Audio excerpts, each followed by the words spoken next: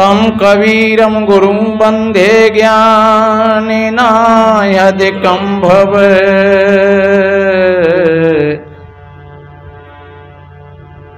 जडयध्यासु महापन्दं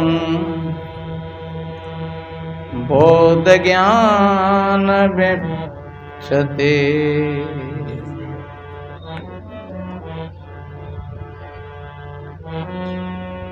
गुरु सुवर्ण के पद कमल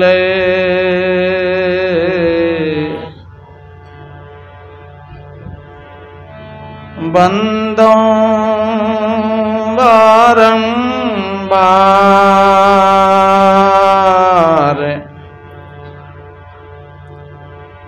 जिन्हें बतलायो भेद सब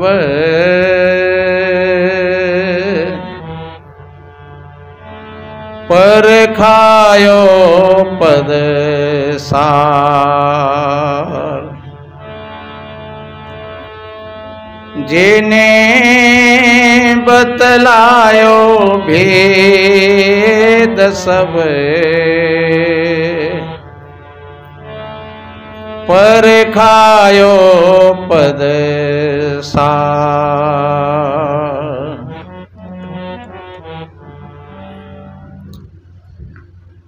विश्ववंदनी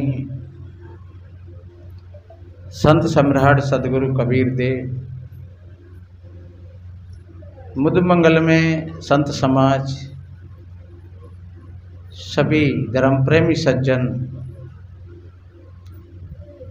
शक्ति स्वरूपाएं माताएं और बहन, छोटे छोटे बच्चे एवं बच्चियां, सभी को वंदन अभिनंदन करते हुए थोड़ा निवेदन करें।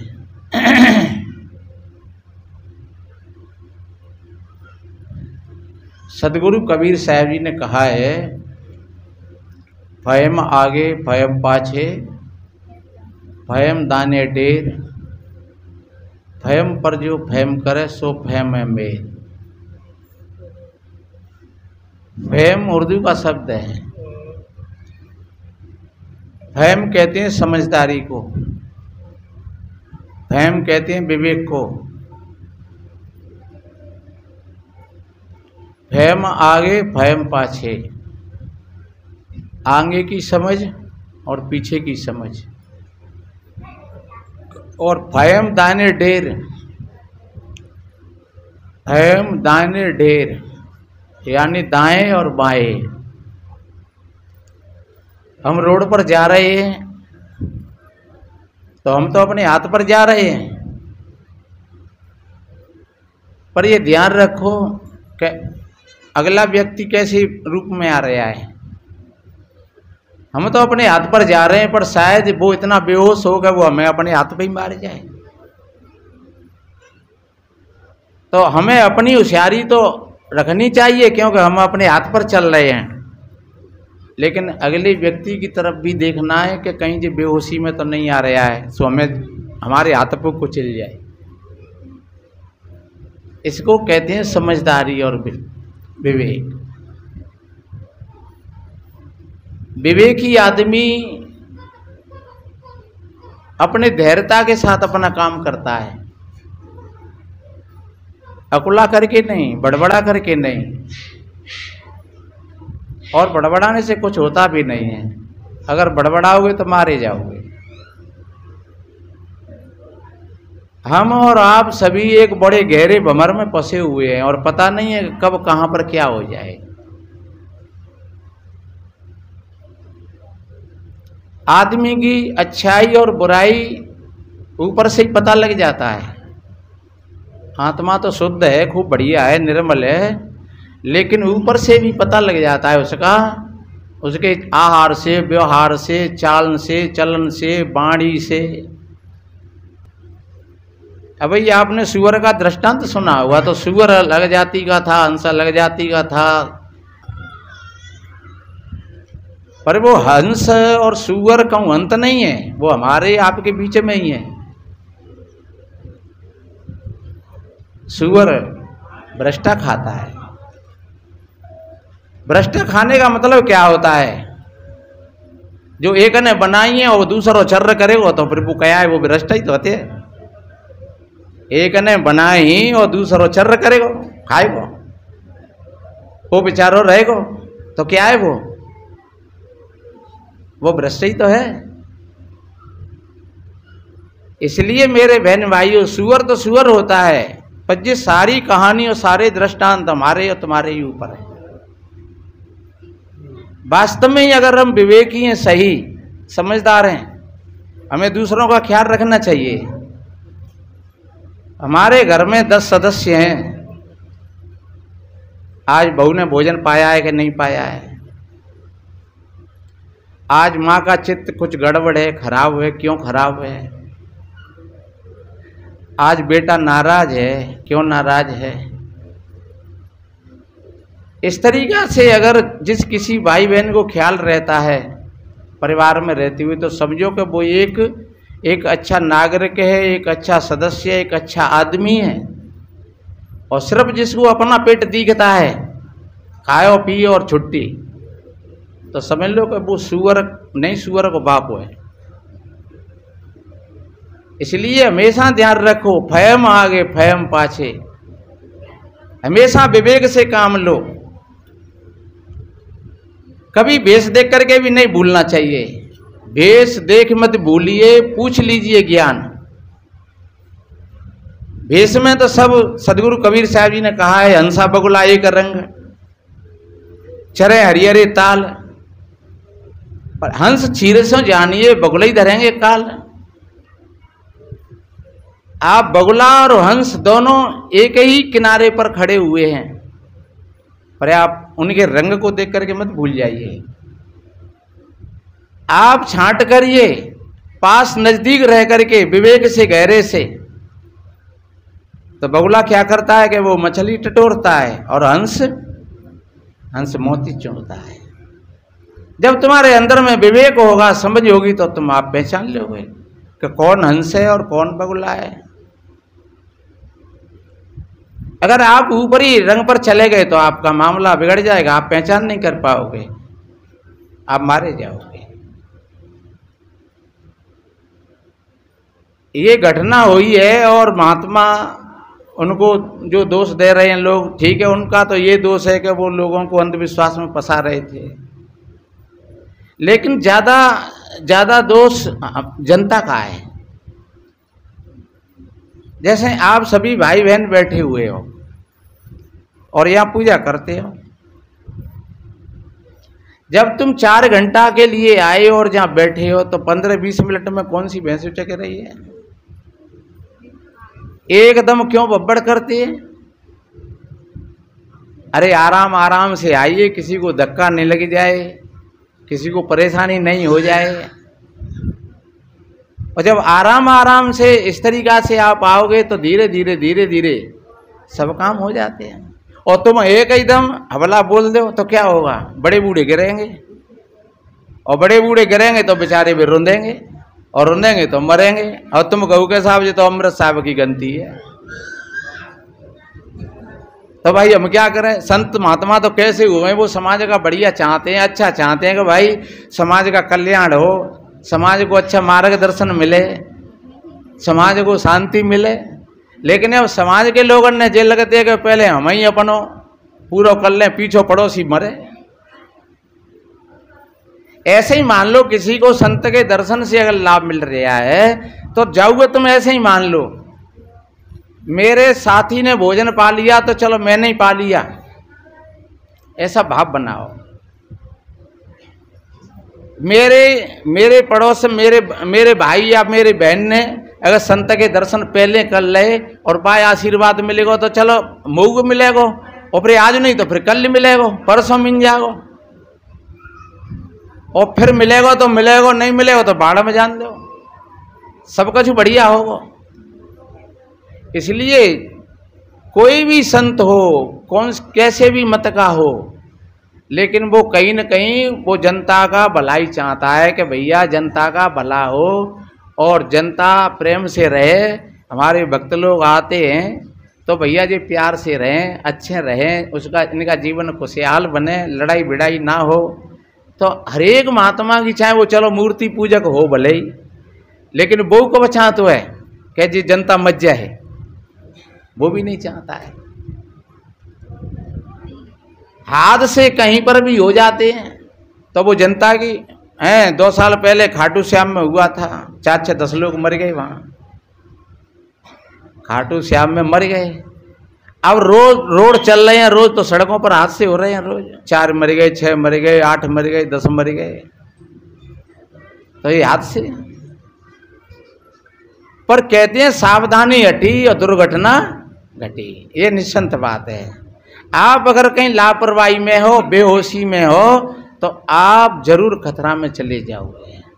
आपकी अगर वास्तव में ये ऐसी भावना है, पवित्र भावना है कि चाहे मेरा काम हो चाहे नहीं हो, पर मेरे भाई का काम हो जाए, मुझे भोजन मिले चाहे नहीं मिले, लेकिन मेरे पड़ोसी को मिल जाए, मुझे भोजन मिले चाहे नहीं मिले, लेकिन मेरे साथी को मिल जाए, तो मैं दावे के साथ कहता हूँ आप भूखे नहीं रहोगे। आपको भी मिलेगा, आपको 1 घंटे बाद मिल जाएगा, 2 घंटे बाद मिल जाएगा, और फिर नहीं मिले एक इतना कुछ बिगड़ेगा नहीं। आप परीक्षा कर लेना, लेकिन आपके अंदर में इतना धैर्य तो हो।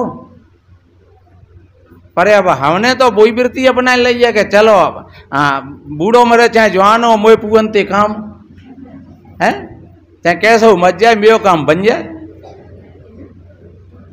इसलिए जो ऐसे स्वार्थी लोग होते हैं तो कभी न कभी पाप का बंडा फिर फूटता है, बुरी तरीका से फूटता है। तो संत कबीर साहब जी ने कहा है, फैम आगे फैम पाछे, किसी भी क्षेत्र में इतनी जल्दबाजी मत करिए, थोड़ा सा विचार करिए, विवेक करिए। गम समान भोजन नहीं, और जो कोई गम को खाए, अम्बरीश गम खाइया दुर्वासा बिलाए। कितनी बढ़िया बात कही। अरे गम खा करके देख लो, गम खाना चीज बड़ी है। एक भैया ने कही महाराज लड़ाई है रही हो, और बाने आए के चांद पे दे दो, अपन गम खाए रहे दोनों, तो कहो चांदी तो फुरवा लोगे। मैंने कहा हाँ बात तुम्हारी ठीक है, पर वहां भी बेहोशी की जरूरत नहीं है, वहां भी आपको संभलने की जरूरत है। आप अगर संभले हुए हो, सावधान हो, तो तुम्हारी चांद नहीं फूटेगी। वहां भी अगर तुमने बेहोशी में किसी में लाठी मारी तो कह तो लाठी टूटा ही, कह तुम्हें पटक लगेगी। ऐसा हमने देखा है और अनुभव किया है इस बात का। आप सही सावधान हो, बिल्कुल। जो सावधान आदमी होता है वो लड़ाई भी अच्छी लड़ लेता है, और बेहोश में होता है वो आदमी लड़ाई में भी वो धोखा खा जाता है। तो हमें जल्दबाजी तो कहीं पर करने की कोई आवश्यकता नहीं है। हर जगह सदगुरु कहते हैं फैम आगे फैम पाछे। अपने विवेक से काम लीजिए, घबराने की कोई जरूरत नहीं है, अकुलाने की कोई जरूरत नहीं है। आपका इतना धैर्य है, आपके अंदर में इतना विवेक है, तो आप कहीं ठगपने में नहीं आओगे। आप देखिए, गौर करके विचार करके देखिए। आप ये देखिए कि ये महात्मा लोग बोल रहे हैं तो, और इन्हें हम पैसा देते हैं, तो वास्तव में जो पैसे को क्या करते हैं, ये विचार करके देखना चाहिए। अगर आप विचार करके देखोगे तो तुम्हें पता लग जाएगा। अन्यथा मैं ऐसे ऐसे महात्मा बता दूं कि 50-50 वर्ष हो गई उनको सत्संग करते करते, और कहीं ये पता नहीं है कि जिन पर हजारों करोड़ों रुपया आ गया होगा और वो कहाँ गया। और भक्त लोग भेंट पूजा करते चले जाते हैं, भेंट पूजा करते चले जाते हैं, कोई कहीं के नाम से, कोई कहीं के नाम से, कोई कहीं के नाम से, कोई कहीं के नाम से। और क्या है, वो अपनी अपनी व्यवस्था और अपने अपने घर चला गए। इसलिए तो मैंने कहा कि बगुला हंसा एक रंग, हंसा बगुला एक रंग। इस स्थिति को नजदीक जाकर के जो देखते हैं कि वास्तव में ही ये बगुला तो कीड़ा खाए रहो है और हंस मोती चूंता है। तो जब आपके अंदर में ऐसा विवेक होगा तो आप कहीं पर भी ठगियाई में नहीं आओगे। और आपके अंदर में इतना अगर विवेक नहीं है तो आप चाहे जहां चले जाइए वहीं पर धोखा खाओगे आप। फिर आपकी वही स्थिति आ जाएगी जो हंस की आ गई सूअर से दोस्ती करके। क्यों कि जाने कब कहां पर क्या हो जाता है, जाने कब कहां मन बिगड़ जाता है किसी का, ये कोई भरोसा नहीं है। इसलिए आप पूरी तरीका से आप नज़दीक से जाकर के देखोगे कहीं और बड़ी धीरता के साथ देखोगे तो फिर सारी चीज़ें आपके सामने आ जाएंगी और आप भी विवेकी बन जाओगे धीरे धीरे। अभी एक मीडिया वाला लड़का आया और मेरे से पूछ रहा कि आप इन चीज़ों में कैसा मानते हो। मैंने कहा भैया मैं तो इनमें विश्वास करता नहीं हूँ, ये जंत्र मंत्र टोना टोटका भैरव भवानी मैं इनमें विश्वास नहीं करता। हाँ, किसी की श्रद्धा है विशेष और संत के पास अगर लग जाए आशीर्वाद तो कोई बड़ी बात नहीं है, हो जाता है। पर कोई संत अगर चैलेंज दे करके कहता है कि मैं तूफान को रोक दूंगा, मैं कहता हूं ये बिल्कुल झूठी बात है। कोई संत कहता है कि मैं मुर्दा को जिंदा कर दूंगा, ये बिल्कुल झूठी बात है।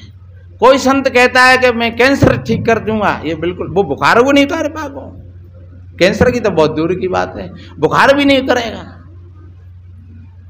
इसलिए मेरे भाई बहनों ऐसे कभी पाखंड और रूढ़िवादों में मत फंसना, अपने आप को संभाल करके रखना और कहीं जल्दबाजी मत करना। आप कहीं 5-50 लोगों की भीड़ में हो, मेला में हो तो बड़ी शांति के साथ, क्योंकि ये कबीर पंथ है, पारक सिद्धांत है, ये आपको सावधान करता है। जैसे कोई चौकीदार सोने वाले लोगों को जगाता है, ऐसे ही ये संत महात्मा आप लोगों को जगाते हैं। आप धोखा मत खा जाना, आप गाफिली में मत रहना। आपके कर्म ही आपको सुख देंगे, आपके कर्म ही आपको दुख देंगे। आपके कर्मों के विधान को कोई मिटने वाला नहीं है। कर भला होगा भला। आप अपनी बुद्धि को ऐसा निश्चिंत बनाइए कि जिससे आप हमेशा आपका चित्त भलाई में लगा रहे हैं। पैसा नहीं हो कोई बात नहीं है, लेकिन मन से आप बढ़िया सोचिए, अच्छा सोचिए। आप अपने पड़ोसियों के लिए, मित्रों के लिए, अपने परिवार के लिए बढ़िया सोचिए। और ध्यान रखो कभी कभार कोई बातें हो जाती हैं आप सब में, तो बातें हो गई, कपड़ा पे दाग लग गया, कपड़ा धुल गया, बात समाप्त भाई। अबे एक कल की बात है, परसों की, कोई एक महात्मा पोंछा लगा रहे थे तो एक महात्मा पर छींटा पड़ गए 2-4 पानी के। वो महात्मा बहुत गर्म हो गए, ज़्यादा गर्म हो गए, बहुत ज़्यादा गर्म हो गए, एकदम बहुत ज़्यादा गर्मी आ गई। अब हमने हाथ जोड़े में नेक रुको तो सही, नेक रुको तो सही, नेक रुको तो सही। हालांकि थोड़े शांत हो गए कि इसने जानबूझ करके किया है। मैंने कि ऐसा तो नहीं होता है, और चलो जानबूझ के वो कर दे पानी, तो हमने कि कछु तीर ना चले गए, गोली ना चले गई, पड़ेगो तो पड़ेगो। अब ये बात मैं क्यों कह रहा हूं, एक बहुत छोटा सा उदाहरण है समझने के लिए। एक महात्मा गुरु और शिष्य थे, तो शिष्य का बड़ा तेज तर्रार स्वभाव था। तो गुरु ने कही बेटा 12 साल तपस्या करके आ तू गंगा जी के किनारे पर। तो माने 12 साल अपनी तपस्या करी, जैसो गुरु ने मंत्र जब बताए हो तैसी साधना करी 12 साल। और 12 साल तपस्या करके जब वो वापस लौटा तो एक झाड़ू लगाए वाली मैया आती कोई, तो वो झाड़ू लगाई रही। वो गंगा जी में स्नान करके आया, फूल फूल अपने कमंडल में पानी लेकर के चलो गुरु महाराज की पूजा करेंगे। और वो आया और होनहार की बात जैसे ही वो आया तो बा कूचे की एक आध छड़सी बातें लग गई कि धूल पड़ गई, कछू हो गया। तो बाने बातें 1000 गाली दें, तेरी दाढ़ी मारो फलान ढेक, और मैं ब्रह्मचारी और 12 साल से तपस्या कर रहा था, मैं अपने गुरुजी के दर्शन करने के लिए जा रहा था हरामजादी, और तेने मेरी सब तपस्या खंडित कर दी। और फिर वो गाली देता हुआ और वो मुस्कराती रही। बाण शायद बेचारी ने अपुते नहीं करो होगो कि अपुते करोगो तो परीक्षा ही सही के देगा जी महात्मा आए रहो कैसे वजह मालूम जाए। कभी कभी ऐसा भी होता है। मेरे से ही एक हमारा ही शिष्य है, बहुत ही तो छोटा सा आए हो जहाँ, और वहाँ ने वीडियो पर ऐसी ऐसी गाली और ऐसे ऐसे अपशब्दों का प्रयोग किया उसने। अब लोग मेरे से कह रहे कि महाराज देखो, तो मुझे भी सुनाई, मैंने सुनी, मैंने कि जा लड़का है, मैंने इतने आशीर्वाद दिए हैं, अब जाते मैं यूँ तो ना कह सके तो तेरो ऐसा हो जाए, बुरो हो जाए, क्या कहूँ। पर कर्म का भोग है जे अपना अपना। कहने का तात्पर्य यह है कि हम बल्ब नहीं बने, हम अपने अस्तित्व पर रहें। बल्ब का मतलब क्या होता है कि वह बटने दाब दो तो बुझ जाओ, और बटने फिर दबा दो तो मिलक जाओ। तो बल्ब है, और ऐसे ही कहो ने हम मिलकाए दे तो मिलक गए, और बुझाए दे तो बुझ गए, तो हमारो का अस्तित्व रहो। काऊ ने जान ले कि हमें तो महात्मा नाराज करना है, तो बात न कछु पानी की छींटा दो फेंक दे, चले सा है को लग गई आगे। महात्मा ने की बात ना आप लोगों की भी है। मैं उस बात को कह रहा हूं, वो महात्मा गाली देता हुआ और फिर जाकर के गंगा जी में पहुंच गया, और फिर नहा धो करके और फिर आया गुरु महाराज के पास, और आकर के माने अपनी बात सुनाई। क्योंकि बागो तो चेहरा बताए रहो आवेश का, और चेहरा बता देता है। इसलिए कबीर साहब जी ने तो जहां तक कहा है कि बोलते ही पहचानिए साव छोर का घाट, और अंतर घटकी करनी निकले मुख के बाट। जो भीतर होता है वैसी भाषा निकलती है। जो हमारे भीतर में कुछ चल रहा है वो ही हमारे बाहर निकलेगा। और भीतर का परिचय बाणी से मिल जाता है, क्रियाकलापों से मिल जाता है, चाल ढाल से मिल जाता है।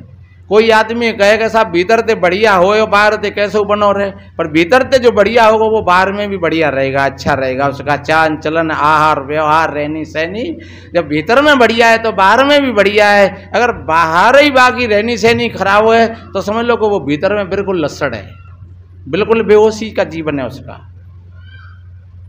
तो महात्मा जैसे गुरुजी ने कही कि बेटा अबे 12 साल तपस्या तू और करे। चेला ने कही 12 साल तपस्या करके आया हूं मैं, और फिर मुझे 12 साल को भेज रहा हूं। तो फिर वाने भेज दिया। तो 12 साल वाने फिर तपस्या करी, बताते हैं 12 साल बाद लौट करके आया।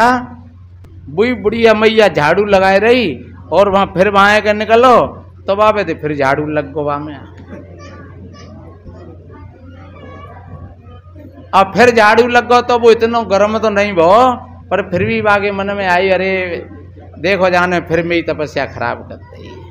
तो गाली गिल्ला तो नहीं करी, लेकिन वो गुरु के पास हो नहीं आया, वो लौट के सीधो चलोगो। फिर गंगा जी में स्नान करके फिर आयो लौट के, और फिर गुरु महाराज से अपनी बात सुनाई। बोले गुरु महाराज मैं आए तो उन्हें जल्दी गो, मैं 4 बजे गंगा जी से चलो स्नान करके, लेकिन रास्ता में ऐसे ऐसे वो झाड़ू वाली मिल गई, और बाने में थोड़ा सा झाड़ू लगा दिया तो मुझे फिर गंगा जी में जाना पड़ा। गुरुजी ने कही तो बेटा 12 साल को फिर जा।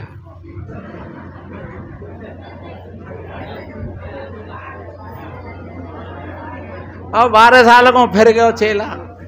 और एक बात बताएं, ऐसा नहीं है कि कोई ऐसे स्वभाव को आदमी हो तो वो खराब होए, वो खराब नहीं होता है। वो कभी जब मज जाता है तो फिर वो अच्छा भी होता है। आप ये कोई मत समझ लेना कि हम खराब हैं, आप बहुत अच्छे हो सब। केवल जो हमारे ऊपर अज्ञान की जो परतें पड़ी हैं, इन सारी परतों को साफ करना है। आप बहुत बढ़िया हैं सब, आप ज्ञानी हैं, समझदार हैं, बुद्धिमान हैं। चाहे बहन हो, चाहे बेटी हो, भैया हो, बुजुर्ग हो, सब समझदार हैं, कोई मूर्ख नहीं है। अब वो आदमी फिर गया लौट करके, फिर 12 साल फिर तपस्या करी, और फिर क्या हुआ जब लौट करके आया तो अब तो वो बात और जाहिर सी है गई। तो लौट करके आया तो फिर वही बुढ़िया फिर मिल गई। तो बाने अब की तो बाने झाड़ू दो मसक के जाने बुझ के सोई बाने पैर छुए के परमेश्वरी सच्ची गुरु तो मेरी तू ही है। अब ना जाए रो, मैं लौट गए और जा झाड़ू तो अब मैं कछु ना बिगड़ रहा। तब गुरु के पास में जाएंगे और पहुंचो, फिर गुरुजी ने उसको आशीर्वाद दिया कि बेटा अब तुम बढ़िया साधु बने गए, अच्छे साधु बने गए। तो अब इतनी सहनशीलता हमारे आप सबके अंदर में होनी चाहिए कि बहू ने अगर कछु कह दी तो भाई अपने भीतर में देखो कि मुंह में कितनी शक्ति है सहन करने की। अगर तुम्हारे अंदर में सहन करने की शक्ति नहीं है तो तुम कमजोर हो। फिर अगर कोई बहू है और सासू माँ वह चिढ़ाती है या वह को आदमी चिढ़ाते है तो समझ लो कि भीतर में कच्ची है कहूँ न कहूँ। अगर आप बिल्कुल सही पक्के हो, अपनी लाइन पर चलने वाले हो, तो फिर दूसरे व्यक्ति में इतनी शक्ति नहीं है कि वो जो तुमको मतलब खिजाए दे या चिढ़ाए दे या तुम्हें चालू कर दे। भाई कछु लोगों ने कोई ऐसा स्वभाव होता है जैसे टेप रिकॉर्ड होता है नहीं, जैसे मोबाइल हो बटन दबा दियो चले बाजो, अब चाहे तुम सुनो चाहे मन सुनो वो तो चल रहा है। एक बहुत दिना की बात, हमारे ताऊ होते तो वे अहमदाबाद काम करते तो बे आ जाते तो फिर बिनते बड़ी मौज लेते, हाँ ताऊ कैसो काम आमलो में, और बस बे किस्सन में लग जाते, बे चाहे सो चाहे को सुनो चाहे मन सुनो फिर बे लगे रहते, खूब सुनो फिर सो सुनो सुनो मन सुनो हुका देव मन देव को जरूरत ना ने फिर भी लगे रहते। तो कहीं कहीं ऐसे लोगों का स्वभाव होता है कि नेक मशीन सी चली गई चलाई दी और बस फिर अपन बैठे शांति थी अब लगो है। तो हमें ऐसा नहीं होना चाहिए कि हम किसी के बटन दबाने से और हम चालू हो जाएं या किसी के बटन दबाने से हम बंद हो जाएं। हैं जैसे वह नौटंकी में कह तो जोकर को लड़ाई बंद तो बंद और चालू तो चालू। तो ऐसा ही हमारा जीवन होना चाहिए, हमारा बटन अपने हाथ में होना चाहिए। जब हम किसी कार्य को कर रहे हैं तो कर रहे हैं, किया तो किया और नहीं किया तो बंद तो फिर बंद। फिर दूसरा कुछ तुमसे कह रहा है तो तुम सुनो शांति से, वो गाली दे रहा है तो गालियों को भी सुनो शांति से। जब तुम्हें सुनने की क्षमता आ जाएगी तो समझ लो आप एक अच्छे सत्संगी हो, आप अच्छे समझदार हो। जब सुनने की क्षमता आप में आ गई, इसको कहते हैं सहिष्णुता, यानी सहन करने की शक्ति। जहां तक कहा है आवत गाली एक है लौट तो हो अनेक, और कहें कबीर मत लौटिए तो रहे एक की एक साग बेचे वारी थी भाई, लड़ाई की भारी शौक है, लड़ जाती तो लड़ जाती, खूब लड़ती मसक के। तो एक बार ऐसा हो कि कोई सज्जन आदमी गयो वापस ते सब्जी लेवे और भाई हरी कहते लड़ाई, दूसरी पड़ोसिन थे भाई वे साग बेचे वारी तो सब्जी बेचे वारी, तो फिर बहू की दुकान धरी है, बहू की धरी है, बहू की धरी है, बहू की धरी है, तो वे अपनी अपनी दुकान बेच रही हैं। तो अपने में लड़ाई है गई, रोज कोई काम। अब वो सब्जी ले वारो भैया ठाड़ो, मैंने कही माता जी लड़ाई ने बंद कर दो, वो सब्जी दे दो कि तो सब्जी की पड़ रही है। हाँ दोनों तो वो हम चाचे का ही ज्यादा दे जाएगी, दोनों हम तो सब्जी देंगे दोनों। और लड़ाई में ऐसा ही होता है कि जी ज्यादा नहीं कही जाए। बाने कही तो ऐसा करे तू तो सब्जी तोले तेसा को हूँ लड़े लेंगे दोनों, तो क्या समझ ले सब्जी तो हूँ तोल रही हूँ, पर गाड़ी आगे नहीं कट जाए जाकी गाड़ी एक जी एक दे तो तू दो दी हाँ के तू चिंता मत करे, तू तो सब्जी तोले।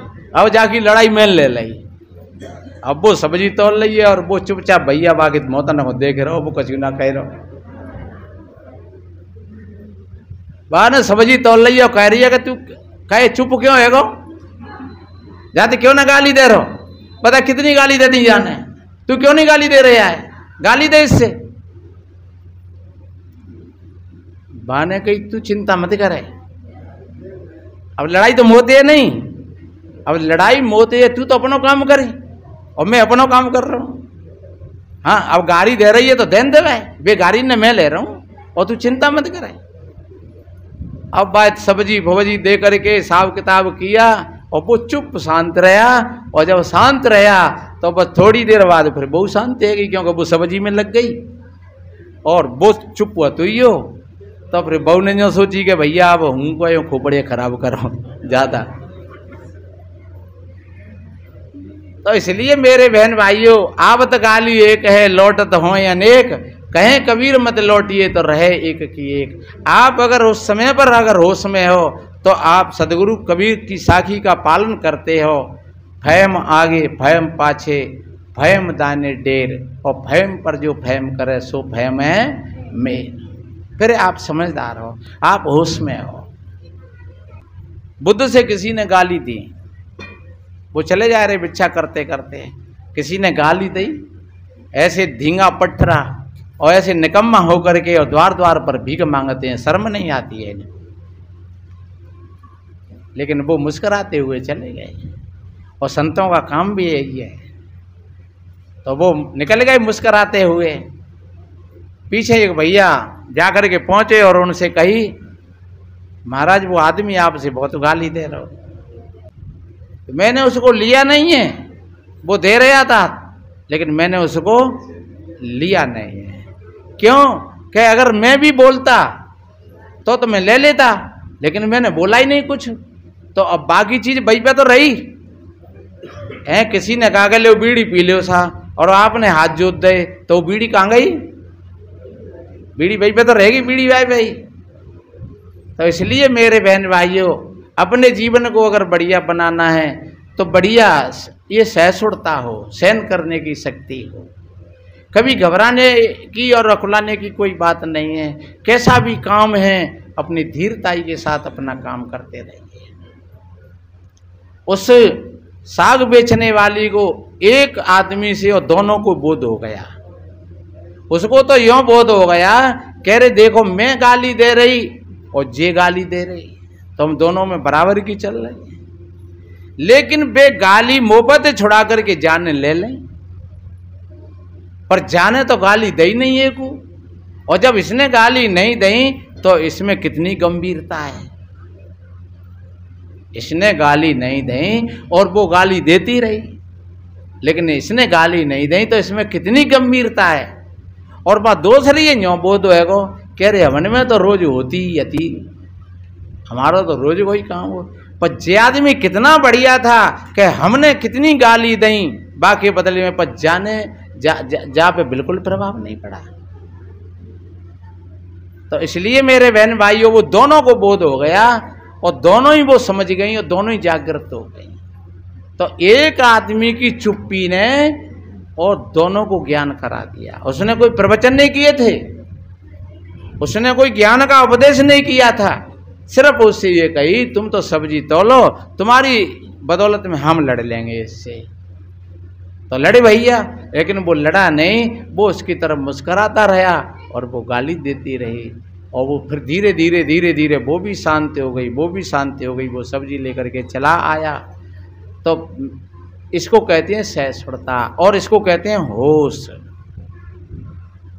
अब जहाँ तो पति पत्नी की बात को सुनने के लिए तैयार नहीं है, पत्नी पति की बात को सुनने के लिए तैयार नहीं है, भाई भाई की बात को सुनने के लिए तैयार नहीं है, क्योंकि वास्तव में इसी को स्वार्थ कहते हैं, इसको स्वार्थ का संसार कहते हैं। अगर आपके अंदर में थोड़ी भी जागरूकता है, थोड़ी भी समझ है, तो आप अपने स्वार्थ पर नहीं जाओगे। और जहाँ आपकी स्वार्थ की बुद्धि होगी वहाँ आपसे कभी नहीं बनेगी, किसी से नहीं बनेगी आपकी, क्योंकि आपकी बुद्धि में प्रलोभन भरा हुआ है, स्वार्थ भरा हुआ है। तुम केवल अपने ही मतलब पर तुम खेलते रहते हो और वक्त तो तुमसे कोई अच्छा नहीं कहेगा, मुंह पर नहीं तो बाद में तुमसे कोई अच्छा नहीं कहेगा कि आओ भैया, बैठो भैया, बढ़िया हो तुम भैया, बहुत बढ़िया हो, वो नहीं कहेगा, क्योंकि वो जानते हैं कि वैसे ही स्वार्थी है, अपने काम से डोल रहा है।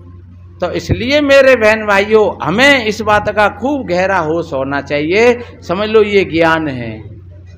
कोई मंदिर तुमको ठीक नहीं कर देगा, कोई मूर्ति तुमको ठीक नहीं कर देगी, कोई गुरु तुमको ठीक नहीं कर देगा। बस गुरु के वाक्य हैं, इन वाक्यों को अगर आपने मान लिया तो समझ लो कि आपका हृदय ठीक हो जाएगा, निर्मल हो जाएगा, बढ़िया हो जाएगा। हमारे देखो भक्त कैलाश जी, पैसा तो और भी कहीं आए होंगे थोड़े बहुत, लेकिन वो हमने उसमें लिखे हैं आगे की पूर्णमासी में बड़े कार्यक्रम में, और हमारे जो भक्त कैलाश जी हैं वो उन्होंने 1100 रुपया तो वो देते ही है भंडारे के लिए। हाँ, हर आइतवार में प्रसाद भी लाते, संतों की सेवा करते हैं। और एक पंखा भी लाए हैं वो वहाँ के लिए। उनकी निगाह में पड़ गया होगा या किसी ने उनको थोड़ा ध्यान दिला दिया होगा, तो वो पंखा भी लाए हैं एक, तो वो भी आया होगा 1000-1500 रुपये का। तो हम धन्यवाद देते हैं ऐसे दानवीरों के लिए। और गुरु पूर्णमासी का आप सभी भाई बहन ध्यान रखेंगे। 19, 20 और 21 आप सभी भाई बहनों को आमंत्रित किया जाता है। आप तन से मन से धन से सेवा करके उस कार्यक्रम को बढ़िया बनाएंगे, अच्छा बनाएंगे। कोई चिंता नहीं करें, सत्यमेव जयते। संतों का यही भाव होता है। सर्वे भवन्तु सुखिने, सर्वे सन्तु निरामया, सर्वे भद्राणि पश्यन्तु मा कश्चित् दुख भाग भवेत्। सभी के जीवन में आनंद हो, सभी का मंगल हो, सभी निरोग हों, सभी स्वस्थ हों। इन्हीं शुभ मंगल कामनाओं के साथ वाणी को विराम की ओर ले चलती है। वक्त आएगा तो फिर मिलते हैं। बोलो सदगुरु कबीर साहेब की, साहेब बंदगी साहेब।